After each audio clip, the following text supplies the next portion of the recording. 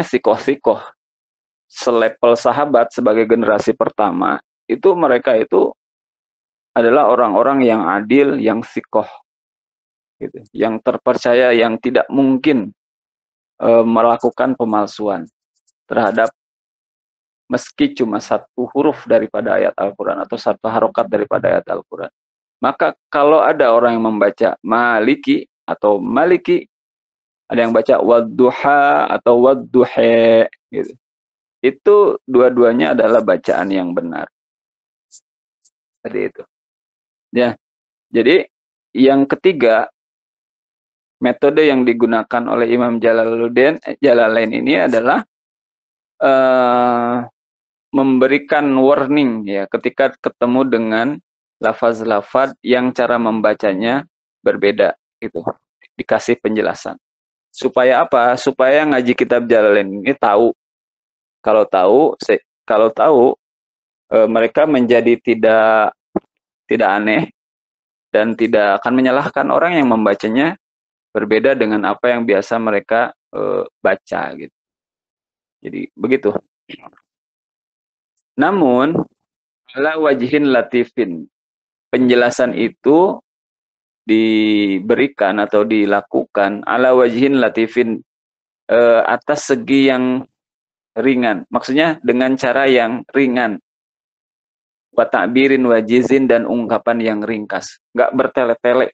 Wa tarkit tatwili, dan meninggalkan memperpanjang. Artinya meninggalkan cara yang bertele-tele, gitu, di dalam memberikan penjelasan. Ringkas-ringkas.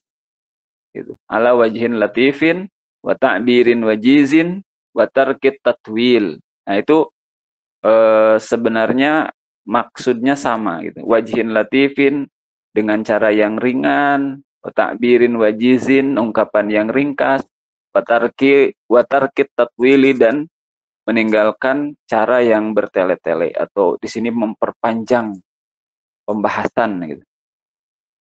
Memperpanjang pembahasan itu bidzikri aqwalin ghairi mardiyatin. Misalnya dengan menyebutkan aqwalin, pendapat-pendapat ghairi mardiyatin, yang tidak diridhoi. Artinya yang tidak diridhoi ini yang menurut para ulama juga ini pendapat-pendapat yang sedikit nyeleneh, gitu. Jadi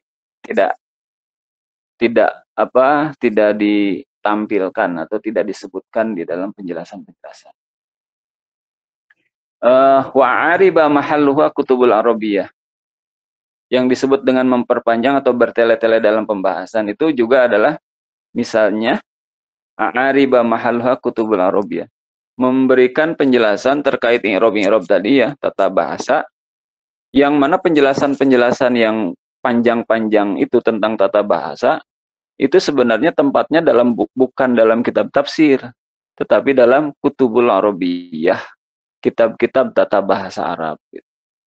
Jadi kalau kita di tafsir ini seperlunya aja, gitu. Membahas i'rab seperlunya, memberikan penjelasan dari sisi lafaz, penjelasan lafaznya, arti lafaz ya, itu seperlunya, gitu. Dari sisi qiraatnya, penjelasannya seperlunya juga. Tidak menambah-nambah yang memang tidak diperlukan. Benar-benar sesuai dengan kebutuhan, sesuai dengan keperluan. Dan dengan metode ini justru kitab ini menjadi, kalau bahasa ini, menjadi powerful, gitu, menjadi sangat sangat bermanfaat, gitu, sangat diterima metode ini oleh para pembaca, oleh para pengkaji tafsir. Sehingga setiap pesantren di Indonesia, bahkan di luar negeri, universitas-universitas, itu sepertinya gitu jarang yang tidak menggunakan kitab Jalalain ini. Gitu. Dari mulai beraliran apa gitu ya. Saya waktu mondok di Manonjaya ngaji kitab tafsir ini. Ketika kuliah juga di Jakarta, gurunya itu dari Sudan ya. Pakai juga kitab tafsir Jalalain. Jadi bahkan yang apa ya? Inilah yang orang-orang yang berbeda pendapat dalam masalah fikih yang sangat apa namanya, yang sangat kenceng perbedaannya ya, itu dua-duanya padahal di kubu yang sangat berbeda gitu, tapi kedua-duanya memakai kitab Jalalain gitu. Maksudnya membahas atau menerima kitab Jalalain sebagai kitab rujukan mereka. Artinya kitab Jalalain ini masuk ke semua lapisan pengkaji Quran gitu ya. Apapun pemahaman, seperti apapun pemahamannya, kecuali mungkin di aliran Syiah saya kira mungkin tidak,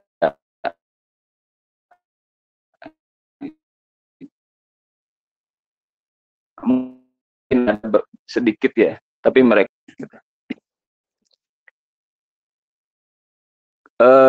meskipun ya ada Syiah-Syiah yang apa namanya, ada yang mendekati Sunni masih hampir sama dengan kita, tapi ada Syiah-Syiah yang kesesatannya itu sudah sangat jauh gitu. Seperti misalnya Syiah yang menganggap bahwa Al-Quran yang kita pegang saat ini sebenarnya tidak lengkap.